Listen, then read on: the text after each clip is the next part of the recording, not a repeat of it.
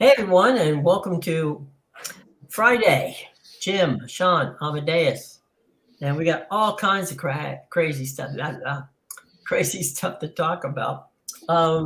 Where do you guys want to begin? A review of yesterday's crazy baseball opening day. Um, was wild. There was some pretty wild stuff that happened. Yeah. So what was it? What was it? We talked about this in the pre-show. The Dodgers and the Diamondbacks. What was the story there? Yeah, so apparently the Dodgers they installed some new LED lights Mm-hmm. for this season, Right. and I read an article about it. Just from my understanding, I didn't watch the actual game, Mm-hmm. but from my understanding, it was just that it was the way that the light crew was treating it. The Diamondbacks were not happy. It was distracting. They would have the lights flickering during warm up, so it was tough to Mm-hmm. see for some of these guys. Mm-hmm. It got to the point where they even had to tell the crew to keep the lights on, and yeah, it was just was early celebrations on some of these hits. They would light it up. So yeah, the Diamondbacks were not happy. I don't know if you want Evidently, to. they didn't get a lot of practice in for this process. Yeah, I don't know if you want to use that as an excuse for the loss, but I don't think apparently they it was can, but they distracting. probably did. It's part of the. There's a like a strobe light effect that stadiums are using now, where if the team scores a touchdown, right, in football, um, and you're in Kansas City, these red strobe lights flash and they kind of dim the I don't want to say house lights because they're not the house lights, but the stadium lights a little bit. And so it gives you that kind of crazy effect of, pulsating to the music type thing. Um, it might be good, but in baseball, I'm not so sure that's going to be helpful, especially when your outfielder's standing there getting blinded by, a bunch of disco lights. So anyway. Yeah, and there was some other crazy stuff too. Like I heard again, I didn't catch this one, but I heard that after the Phillies took a 5-0 lead on the Rangers Mhm. decided to close the roof mid-game, and then the Rangers proceeded to score 9 runs in the next inning. So yeah, I mean, I've never seen that before, unless it's just like started to rain randomly. But I don't Right. know why they would close the roof midway through the game.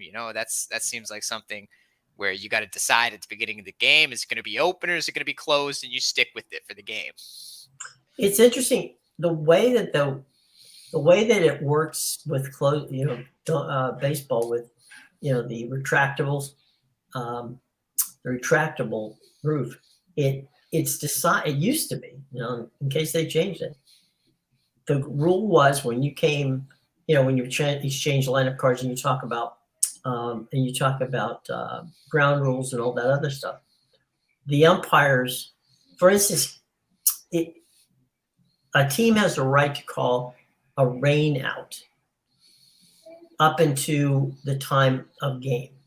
Once you go to the exchange lineup cards, then the decision to stop the game rests in the umpire's rule. Okay, so the umpire has that choice. It used to be that the umpire also had the choice of whether to close or open the. If the thing was open, then if it started to rain a little bit or whatever, then the umpire could then tell the people, okay, close the roof. I would. Not open it because it had to be open to begin with. Yeah, I would be mad. It's the same thing. You see that with the tennis. Mhm. Everything's open, and all of a sudden, the thing closes, and the whole match changes because it's a different. It's a different. There's no Well, wind.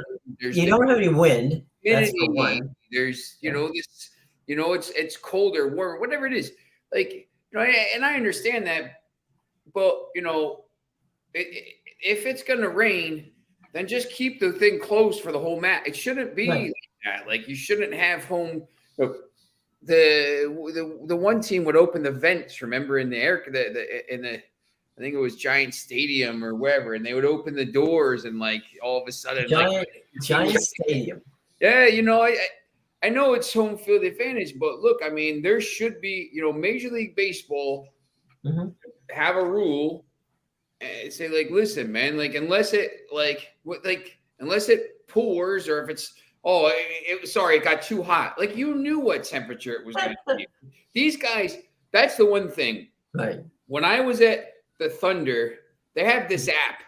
They know to the second what time it's going to start raining and what time it's going to stop raining. Like, literally, they have this like crazy radar app, and you'd watch it, and they're like, it's going to stop raining at like 9:18. And it would like stop raining at not like 9:19 or 9:22. It would stop raining at 9:18. They knew, like, so if they know it's going to rain in the third inning, just close the door. Or close the top. Like, you can't, I don't like that stuff. Well, it affects tennis at Wimbledon. Is famous for that. Depending upon who's playing, they're going to close the roof, even if it's not raining outside. It's England. Just close the roof always. You can never be too safe. It's going to rain at some point in the day. Right. Yeah, exactly. It's London. It's going to rain at some point. Yeah. It's gonna happen. So why do you even build open dome in London? Like, just leave it roofed. Leave it open. I mean, so today is the first day of the IPL cricket, the Indian Premier League, which I never really knew cricket. But then when it started going into England, and it would be raining all day in Manchester, so I'm like, I'm not going out in this. So I'd sit in my hotel and watch this IPL. I'm like, man, this is a pretty cool sport. So they say they have these cricket tests, the test matches, the Ashes in England all the time, and like you can't have it in the winter. No, obviously it's always in the sun. In Australia, in the summer, whatever, in South Africa, all the places where it's summertime, when it's winter in the north. But they have these matches. They had the World Cup there, the Cricket World Cup there in 2016, 2017, around then. I think they're like, it's like 50-50 whether a match would be played that day. How are you having and then, those matches don't get made up because there's no place to put them. So like, they're just like India was supposed to play Pakistan, which is, Super Bowl. Yeah, I mean, they're going to, every 10 minutes, they're about to threaten to go to war with each other. Talk about a rivalry. Oh, right. And it was in Manchester. That's a serious rivalry. It was at Old Trafford, where it's like the Lancs County Cricket Club is right up the street from Old Trafford. So, and it rained. Like, how do you do that? Like, you imagine canceling the war. Like, France is about to play Argentina. We can't play it. Like, we can't play today. It's too cold or it's raining. Like, you just don't have it somewhere like that. Well, like, another great example of that is like when they do these MLB scheduling. Why the hell do you have teams coming up to play up north at the beginning of the season? Like the Yankees versus the Giants. That's a game that should be in San Francisco at this time of the year. Why are we bringing them up to New York where there's an open stadium, and if it rains, it could snow still. We got snow 2 days ago up here. So, like, it's ridiculous. It's just ridiculous. As Bob Carpenter, who's the TV broadcaster for the National, said, we just came from Florida where it was 35 degrees warmer than it is here right now. And he goes, at least there's not a wind blowing. And then 5 seconds later, the wind starts blowing in. So. That's another one. You're playing Atlanta. You can play down south. Next week is going to be. I mean, they're going to get lucky. Next week is going to be in the 70s in the Northeast. So, it's usually not like that. But I never understand that. You have Texas, you have Houston, you have Arizona, you have Tampa and Miami, all the California teams. You have Tampa, you have Miami. Atlanta. Yeah, Atlanta. I mean, and even you could start to. It's probably not going to snow in Arizona. They could have played that game in Arizona. Yeah, it's probably not. San Diego, Oakland, LA. they got these teams playing. The Diamondbacks are playing the Dodgers. The Angels are playing the Athletics. And then remember, the Rockies are playing the Padres. Colorado, you never know. Right. But then you got these, then you got the Phillies who don't play any, I forget the team we were talking about yesterday. They don't play any division. They play 2 division games or whatever. It was the Phillies. Phillies, yeah. They only play the 1 series before May 25th. And if you're going to do that, then do it. Tampa's at home. It's just, I don't know. These guys, I know these schedules are made early and stuff, but yeah, they must be because San Francisco versus New York, they obviously thought Judge was going to be a giant for that one. That didn't last long. We talked about. We taped our show for the ESPN, and we talked about the MLS, and he's like, yeah, let's talk about the MLS schedule. I was like, okay, let's talk about it. There's 8 games at 7:30. There's 8 games at 8:30, and then there's 1 game next week. So, Right. So he's like, wow, that's crazy. Why do they do that? It's funny. My brother I was talking to him this morning about the MLS, and he goes, we're getting killed on Twitter, and he goes, which doesn't bother me. He goes, About what though? About the home TV announcers. They and it's like he's like, it goes, I don't believe that. He goes, you're watching soccer and you're pissed off because you don't have your own TV announcers. People are just. It goes, I'm sorry. He goes, I had 32 games. 32 people I have to put at games. We can't please everybody. Well, I was just talking this. So Manchester United's coming here for a tour. Right. They've already announced they're playing AFC Wrexham, Ryan Reynolds, and Rob McElhenney's team in San Diego. It was a really good trailer. If you saw it on Twitter, it was Rob and Ryan talking to Sir Alex, and he was playing mind games with him because he was. And then at the end of the commercial, they're like, I couldn't bloody hear him. They were on mute the whole time. It was pretty funny. So, the Manchester United's going to play Arsenal in New Jersey in July, like July 22nd or 23rd. So Joe Wiz calling right now. He wants to jump on the show. Sure. When you go to these games, the fans are like, it's just weird. I don't know. They find these things to complain about, and you're like, listen, man, like nobody cares who's announcing the game. Like, just don't unless it's like Taylor Twellman or something like that. But they just put it on mute if you have to, or listen to the radio. It's just like. Well, they do have that radio sync situation. Yeah, right. Where you can listen to your hometown radio. Yeah, so exactly. I mean, once again, I bought Sirius XM. I didn't. My mom got it for me as a present back in 2006 because, North Carolina basketball wasn't on TV all the time, Sure. So they put their broadcast was on. So. That's why I got Sirius XM. But now you can sync up this stuff. So people just want to complain about stuff all the time. Well, I mean, they do it for you. All you have to do is hit the app.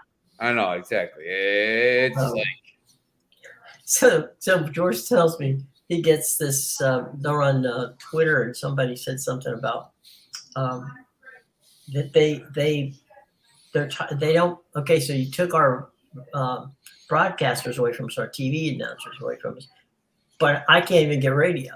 And then they had to respond to that going, you don't have radio. Not everybody has a radio broadcasting. And so they're not, so they lost their TV guys. Now they lost their, and half these guys, honestly, no offense, I'm going to get myself in trouble, but that's okay. Half these guys who would do soccer on MLS, they're local, don't know a damn thing about what you're talking about. Yeah, that's right. So you're sitting there going, I'm being educated by somebody who in 2 days is going to call the football game. Yeah, Yeah. I look. Gus Johnson called the Champions League final the one year, and they're just like, I mean, I think that was like the beginning of the end for like Fox with the coverage because you understand what he's trying to do, but he's not. Like it's just like Look, I love Gus, the but world that's feed. not Yeah, his. That's not his shtick. yeah. Just use the. It's not like. I feel like it was the Bayern Munich game when Robin scored in like the 90th minute to beat Dortmund, 2-1. It was a crazy, crazy game too, and it was just like, it doesn't. I'll be like a lot of times now because of the IPTV or whatever. Like I listen to the world feed people because Right. I don't want to listen to certain. I don't know. I just like whatever, but it's just I don't need to just talk about the game. Honestly, just go find someone from the UK. Doesn't matter who. Okay, as long as they have an English, Irish, or Scottish accent, you're good. You're good. That's all you need. Well, yeah, it's like it's kind of. I feel like it's a little. We just talked about like no one cares about the announcers, but like I just if just get someone who knows the game. Like the guys, the guys, the home team announcers for the MLS, they do the TV.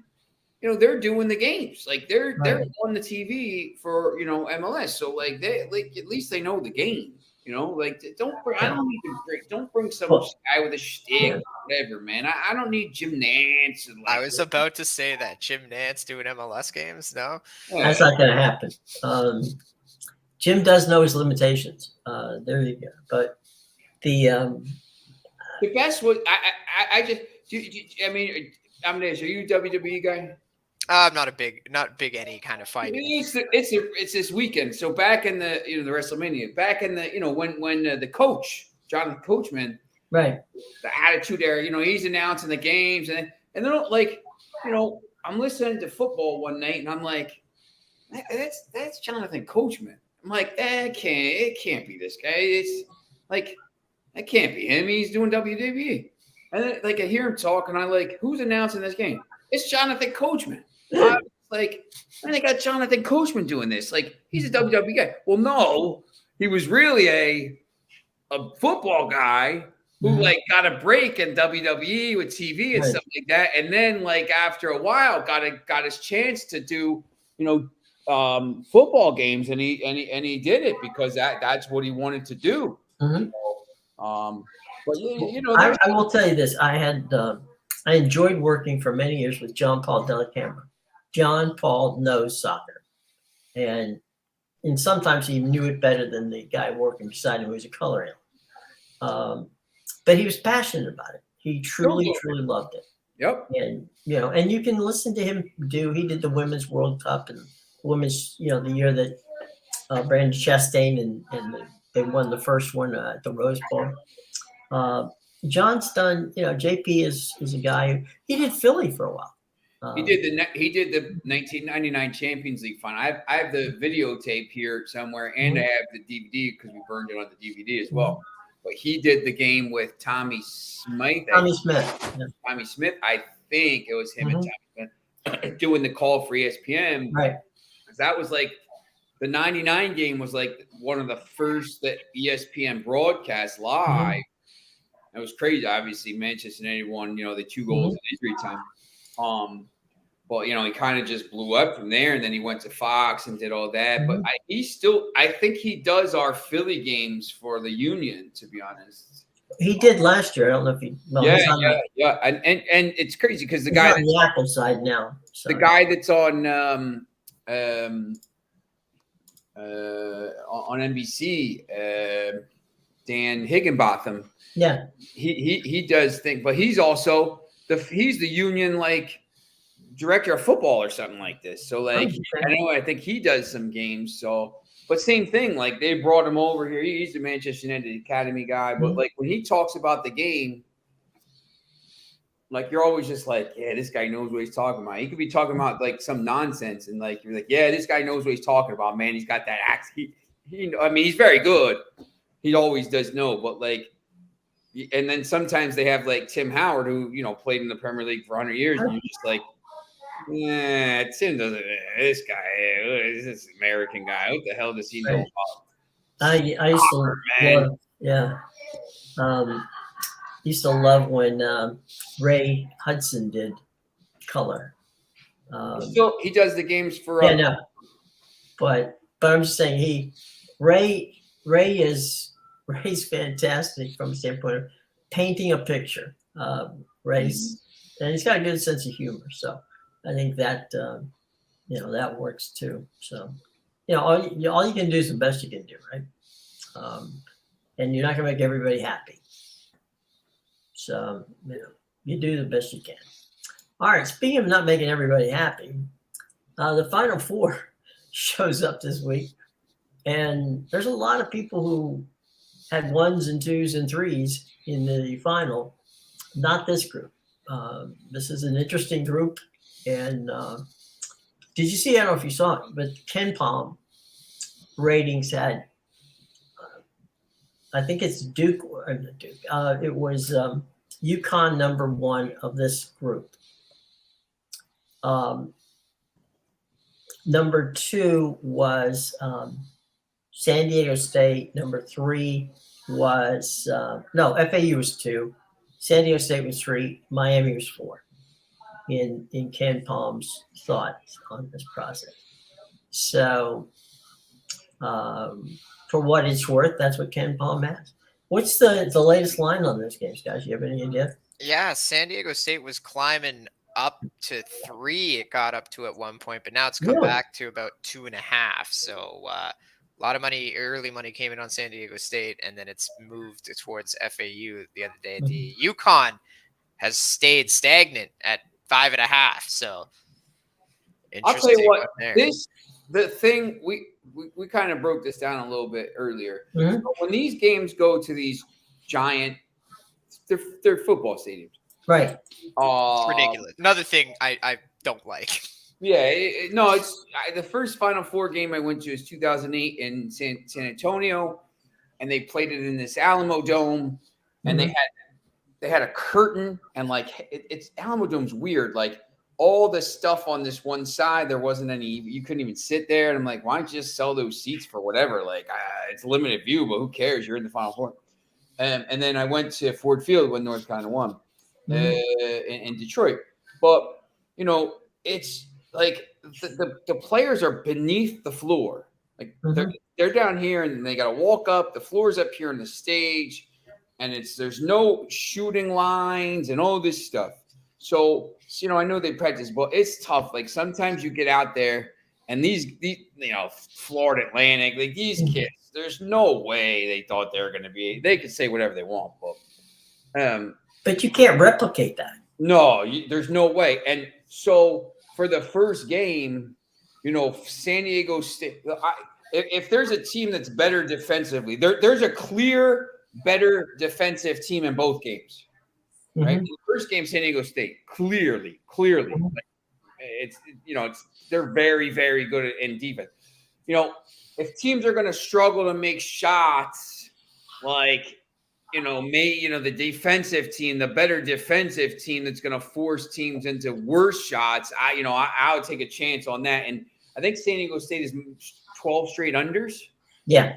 So that line's 132, which is, 60s, like low, high 65 is an under, 66, 65, whatever. So 132. What's that? 132 is interesting for sure. So I think that's interesting. And then in the second game, UConn and Miami both score 79 points a game. Miami may score 1 point more with the decimals, but defensively, Miami gives up like 71 a game or 70.5, and UConn gives up like 59. Like there's an 11-point difference in the defense there. So the way UConn's playing right now, anyway, I mean, they're just unbelievable. The teams that might struggle to score offensively, I saw that with North Carolina in 08 against Kansas. They just couldn't. The rims, and then they came back into the game, and then against Michigan State in the 2009 final, they were up by 20 at halftime and never looked back. I mean, they just annihilated Michigan State. But sometimes these games, I think, it kind of goes with that. So I would probably defer to the two. I think UConn's probably the best team in the four anyway, but I would probably defer to the two defensively better teams. So San Diego State and UConn. I think the UConn game probably goes over. That over is like 149, 150 here. So, that's going to probably be those teams. There's a chance if those teams are actually shooting well. I mean, one of them could get into the high 80s. I would expect it to be UConn, but yeah, you know what? I'm definitely not touching that over. I took it in the last game, and you're talking about a team that held the number one offense in the country to almost less than 50 points. Gonzaga was averaging over 90 points a game. You can't. I don't think you can trust the total in this game. I agree, because the last one I had 150. I took the over. I was expecting somewhat competitive game, but this turns out like the last two, because it wasn't just Gonzaga. You had Arkansas, who was 16th best, defensive efficiency team in the country, and they got destroyed by UConn. That one did go over the 150. But like, if this is going to be a game where Miami's struggling to score and UConn just gets out to a lead and puts them down, I don't know if you're getting those 60 points out of Miami. It just scares me, this total. Yeah, I would love it to be Miami and Florida Atlantic in the final. I think that would be great for South Florida. The all Florida final. Well, I just don't. I think Florida Atlantic could win the game, obviously. If they shoot, if they can score against San Diego State, once again, and San Diego State could struggle a little bit, they could win that game. I just think defense. But I don't know how Miami's going to score enough points to stay with UConn. That's so Larinaga, knows the system, but we'll have to see. I mean, the part you're talking about with the shot, I mean, you don't, when you look at inside the domes and you're shooting, I did the games when we used to do them at Pontiac Silverdome, and it was the NBA. And you're right, half the building was cut off by a curtain. And every time you were at that end, the curtain end, you would see guys who never miss. They go down to the other side where you've got, they've pushed it against basically the wall, and that whole thing shows up. Those guys just, the guys who normally hit. So yeah, it's definitely a distraction because it's way bigger than any place you've ever played in, even if you played in a 20,000 seat arena. Yeah, it's just all the open space too. It's just right. It's bothersome. It's dumb. It's distracting. I criticized the game they did earlier this year in the NBA in the Alamo Dome. I think it was the Spurs and the Warriors. It's dumb. It's dumb. It was not. The building wasn't made for that. Yeah, no, literally, right? And I guess NRG Stadium has a roof on it, right? It's a retractable roof, I think. It does. Yeah. Yeah. So, like, if the roof is closed, okay, it should be, right? But like, you can't. I hate the idea that they could be playing in elements if they keep the roof open, and it just makes no sense to me. Like, this isn't street basketball. This is. Well, I mean, look at professional. This. A couple, 2 years in a row, they played basketball games on an aircraft carrier. So you basically almost every year. I know North Carolina played Michigan State one year. Yeah. Yeah, they do it all, but they rotate it. Yeah. They do it in San Diego. So, I mean. Yeah, in Jacksonville. Except for this last couple weeks, it rains about 3 days a year in San Diego. Right. So, and the weather's pretty calm. So, right. they and it's still, they do it in like November. So it's still. Right. But it is a little crazy because you're outside and you have the floor because you have wet and stuff like that. So it is pretty interesting. So you got that going for you. So, what's coming up this weekend, soccer-wise, guys? Anything of interest? Yeah, a few decent games. I mean, there's a huge game.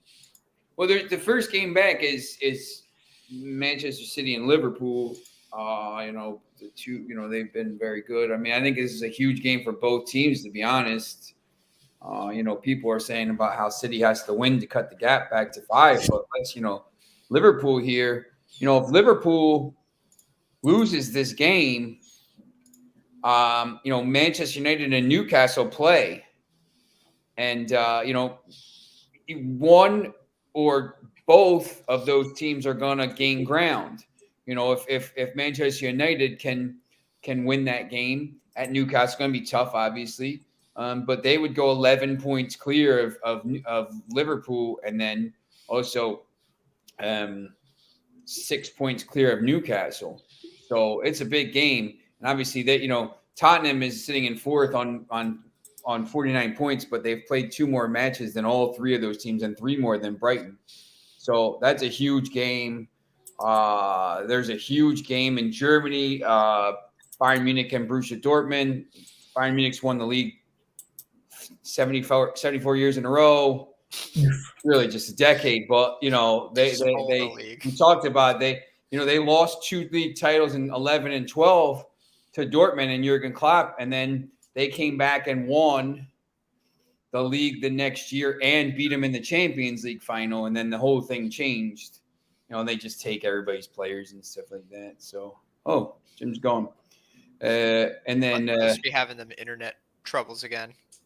Yeah.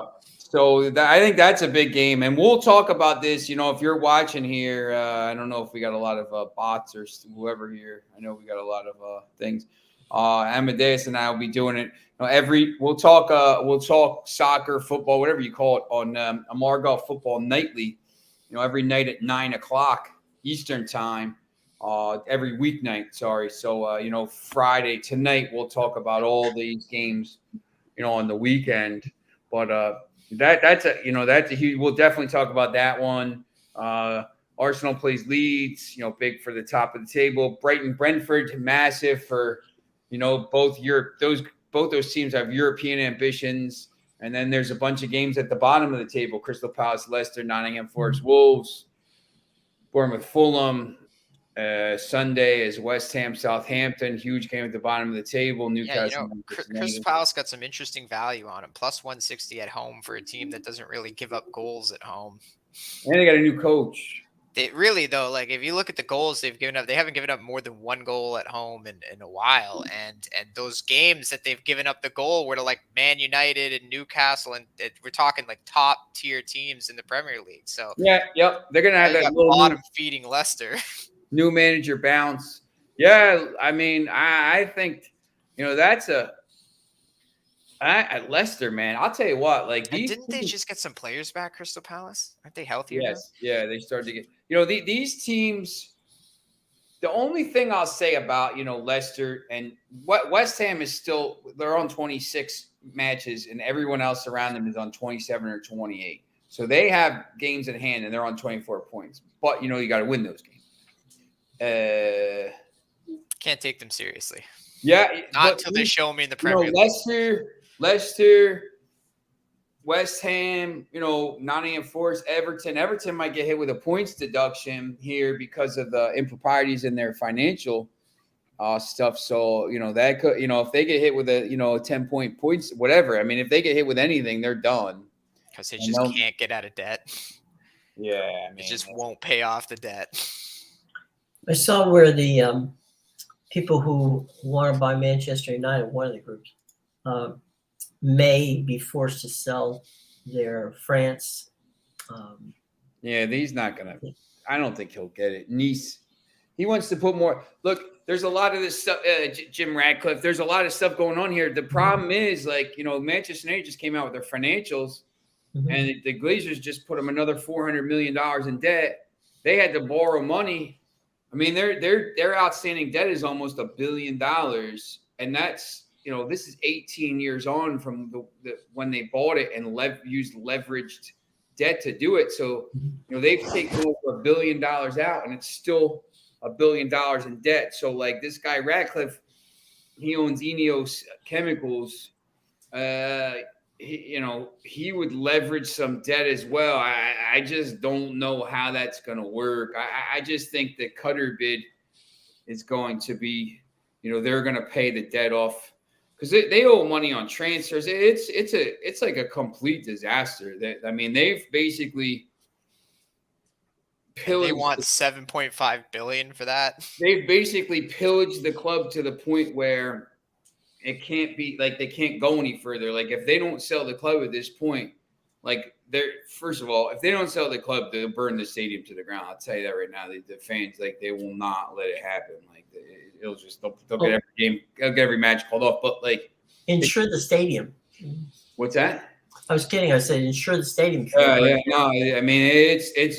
I mean, the financials were brutal yesterday, and it's just like, look, you guys like just sell like. If they get $7.5 billion, they'll walk away with $7 billion because they didn't put any money into it. Like they never put any money into it, and they've been taking dividends the whole time. So, but like Everton, the Premier League has referred Everton for alleged financial breach of profit and sustainability rules, which means, hi Luke, they've recorded losses of almost 400 million pounds over the past 3 years, and you're only allowed to lose 105. So, they're going to be fined, which I guess at that point, who cares? Because the guy's trying to sell the club. If they get docked points, they're done. If they get a 10-point, but the clubs in these other leagues, this lower leagues, Derby County, and they get docked points for doing this, and they don't like to do it to the Premier League, but they have to follow the rules. Why isn't it part of the sale that you have to pay off the debt? I mean, the people that buy it can do it, I guess, so they can do whatever they want. What I'm saying is, why doesn't the league mandate that whoever buys a club, that we'll take Manchester United out of the picture for the moment, any club. Well, Everton's for sale too, so like, yes, if somebody sells them, I mean, if somebody buys them, they should have to. Clear. Because in the NBA and NHL, if you buy a franchise and there's debt on this, you have to service the debt. Well, this is the thing that's why people were trying to tell me the other day about the Premier League clubs or the biggest. I'm like, listen, man, you don't understand the NFL. These teams, it's a print. They print money. It doesn't matter. Like Jeff Bezos is the richest guy in the world, or what? Now he's the third richest. He wants a team. This guy doesn't want a team because they lose money. That guy doesn't do anything to lose money. So, the Premier League clubs, most of them run at a loss. Mm-hmm. They run at a loss, and they it's not as bad as the economy is here. It's a disaster. I mean, there's some borderline dodgy stuff going on in England. Like it's pretty crazy over there. So, people were saying this. I'm like, America. I'm like, listen, man, here's the Dodgers' new deal. They just signed a 25-year deal for TV contract for $8.3 billion. Mm-hmm. 8.3. Like, that's just the TV contract. Manchester United's not even going to get sold for that. Mm-hmm. Like the Dodgers are, and plus all the other stuff they do. So it's just locked in for a quarter of a century. Yeah, it's just different gravy over here. And NFL is licensed to print money. Well, we just saw though that both Bally's and AT&T, the regionals, have filed for bankruptcy. So even they can't pay that $8 billion off to the to the Dodgers at this point. And Major League Baseball, frankly, wants those rights back. Because if you have the rights back, then you can put together a streaming service. And the Yankees were the first. They've got a direct-to-consumer app out there now where you can buy all the Yankee games for a season for a. What's up, Rye Cape? Hey, Rye, how you doing, buddy? Who's going to win this week in NASCAR? That's my guy, Rye Cape. You can find him in the Insiders Room Discord with me. Hey, good to see you, right? Another great, excellent pick advisor handicapper, as well as myself. So, Yeah. make sure you go check it out. He's a good guy. Hey, Rye, my Ford's going to win this week or no? Yeah, what's the NASCAR scoop? He'll have his show probably tomorrow, I believe. The NASCAR Well, report. Oh, okay. Well, I don't want to, spoiler alert for you. Like Denny Hamlin. Denny Hamlin. Ugh. Well, okay. He's your pick. I agree. I respect. He knows his stuff. He's cashing big dogs. So yeah, I'm sure he's got a good reason for Denny Hamlin there. I'm not big into the racing scene. I don't like the fighting scene either. So you're in good hands with Rye Gabe. Well, Denny Hamlin's a talented driver. He's got a good car. So This is a Toyota race, he says. It's all Okay. Toyota? No, it's just Toyota's going to win. Oh, it's Toyota. Okay. Not a good track for my Fords. So there you go. Like I said, I don't know the racing scene. It's all right. You're not being tested on it. So don't worry about it. There was only, I think, 8 pitch clock violations yesterday, and 1 spike guy on the base. So Yeah. So the pizza box bases seem to be working, and But Max Fried the clock. tripped over the pizza box base, I guess. Oops. Did we ever find out what happened? I mean, I know he tripped over the bag, but he's not out for the Max season. Fried? Yeah, it's a hamstring. Hamstring. Yeah. Okay. Well, yeah. So I wish him well. May he come back after the All-Star break. just got to stretch it out a bit. Yeah. It's tough. So, all right. So we got any Final Four predictions? Yeah. When we see each like other what, on Monday, we'll like have what Sean was saying. I think the 2 defensive teams. So you're thinking San Diego State and UConn? Yeah, I think so. Yeah, UConn probably wins. I think UConn probably wins the title, but Luke, you think that's good? All right. Luke's a fan of San Diego State. Yeah. They travel too, them UConn fans. So Yeah. Oh, they watch travel out. everywhere. Yeah, I think this is going to be the start of UConn being back big time. Hurley's a great coach, and He is. Yeah, they're going to start. Comes from a good coaching line of people. Yeah, that's right. I'd love to see FAU cut the net. Yeah, right. I think Florida Atlantic. Miami would be. To be honest, I mean anybody but UConn really. Which is UConn's the best team, but if San Diego State or Florida Atlantic, if they won the national title, I mean it would just be like a seismic shift. I think at this point. Yeah. Well, I mean, you should have a mid-major winning a championship, which is a good thing. Coach May at FAU just got a contract extension, so they're not letting him out of Boca. Which, frankly, I don't know if you've ever seen the campus.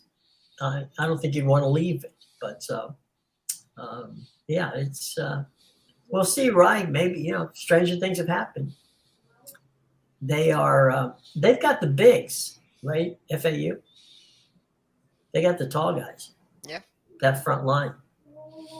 So maybe feed the beast and see if they can get you out of there with a win. Hey, how are you? Luke, say hi. Oh, look at everybody. Say wave to everybody. Good to see you. I'm impressed with Luke's green shirt is not doing anything to the background. That's impressive. How are you How are you on TV? Yeah, Foxy. I think the real difference between American and the UK football is it's more of a sport over there. Here it's entertainment. Yeah. These are entertainment leagues, not sports leagues. And basically, like you're saying, it's almost when you get as much money as they do in television money, it's almost impossible to not make money. Now the big wells will prove that wrong, but and others, but they can prove that mediocrity on a regular basis is okay. Yeah, that's a definite. I get that. We're all for relegation in every sport, personally, but none of the. Bring it over here. What's that? Bring it over here. Yeah, Bring we're it going to on. relegate. Buffalo's now in the baseball league, and we're still working to try to get Sean's Montreal Expos back. Yep. There's I haven't heard anything recently about their expansion, what they want to do, but that'd be nice if they could get that ballpark downtown. If they got that ballpark downtown in '94, they would still be there. Yeah. I went one time to Park. You remember Park Jarry, the wooden structure? Great Park. As a kid, I went there, and I remember the PA announcer with that one. They had a catcher on that team, John Boccabella. So he would take that Italian last name and just kind of roll it out there for about a minute, and you're like, it's like, wow, this is cool. And that was all wooden stadium down there. So it was on the island. It was a good place. Very cool. So yeah, Montreal is a good baseball town. Don't let anybody tell you that. Different. So there you go there. And Toronto's Blue Jays. Did the Jays win yesterday? I don't have that. Yeah, 10-9. What a game that was. 10-9. Another pitching duel for them. Okay.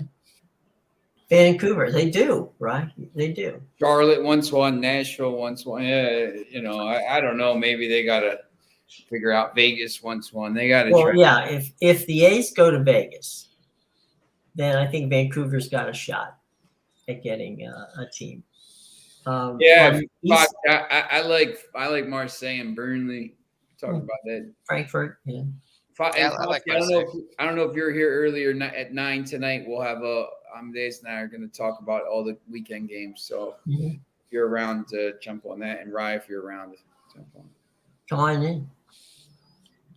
Rye does Rye, if you want to join us sometime, let us know. We'll throw a invite your way.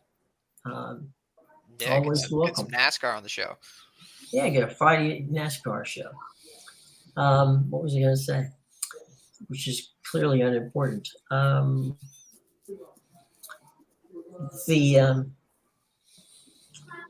national championship game this week will be on Monday. We'll have a chance to preview that one for you on Monday. And I can't think of anything else going on, boys. Can you think of anything? Amadeus, they're calling the Jersey guys are calling you Silent Bob on the Twitter. What do you mean they're calling me Silent Bob? Why? I don't know. I guess they say you look like Silent Bob from like the Jay and Silent Bob. I don't even know who that is. I don't either. Clerks? No. It's Kevin Smith. No, man. I'm like 20. I don't. That was from 94, man. Yeah, I was born in 98. Hang on a second. Let me look it up. Silent Bob, huh? Here, hold on. I got it. You got it? Yeah. Who is this? The people on your Twitter account? The people. It's not my people, but yeah. Hold on. Your Man United people. They're people. Someone here. Here. Let me show you. This guy here. In the middle. Kevin Smith. This guy. I don't see anything. Yeah. Oh, yeah. Hold on. Got to share the screen. This guy. Oh, there you go. Yeah. I All guess. right. Okay, with the hair and the backwards hat. Okay. Yeah, Silent Bob. Yep. Yeah. And this is the he's fun. He's like so this is Kevin Smith. Like he made all the movies. He doesn't really talk. Mhm. any of the movies just in there. And the other guy here is like Jay Mewins, I think. He's just like he's a snooky, like, but it's all like this Jersey Shore. They made it like low rent, and then they did like Mall Rats and all these other ones. But he's like they hang out outside this like convenience store, and like he sells drugs, and he just stands there. Okay. He sells drugs and he just stands there. Yeah. Everybody's got to be someplace. Got to have a place to go. Wow. Well, there you go. That a pop culture reference. That's right. From New Jersey as well. So there you go. And Jersey, right? Get them all in at the same time. So that's well done. And we're all back. All right. Okay, guys. Any other thing before we bop out of here on a Friday afternoon? Just remember tonight, 9:00, we'll do the show. Margot Football Nightly, be on every weekday at 9. We'll talk about the games for the next day. So if tell Bill, Foxy, if you talk to Bill, I don't know if you do or whatever, just tell Bill, the picks and stuff like that. So be more, and it'll be specifically mostly football. They're the Cheech and Chong of the 90s. Yeah, look, hey, Rye, they're from New Jersey, so that's where I'm from. They down by Milltown and stuff. I'm not from there, but yeah, they had the comic book store and all this stuff. They also did the one where Matt Damon and Ben Affleck were the fallen angels, Loki and Enki, and Alanis Morissette was God. So it's a pretty interesting movie. I forget the name of it. Mallrats was great though. Well, you referenced Cheech and Chong. Now that marijuana is legal in so many states, Cheech and Chong would be in their heyday at this point. That's right. They would be in great shape. So, anyway, on that pop culture reference, guys, Sean, you're going to have to take us out of here because something's wrong with my ability to Dog. Thanks, Philadelphia guy. Yeah, Rye. I'm in Richboro now. So I lived in Northeast Philly and moved just north to Richboro. So I'm just north of there. You're in the neighborhood. That's right. All right. So tune in tonight, and we will see you later. Monday.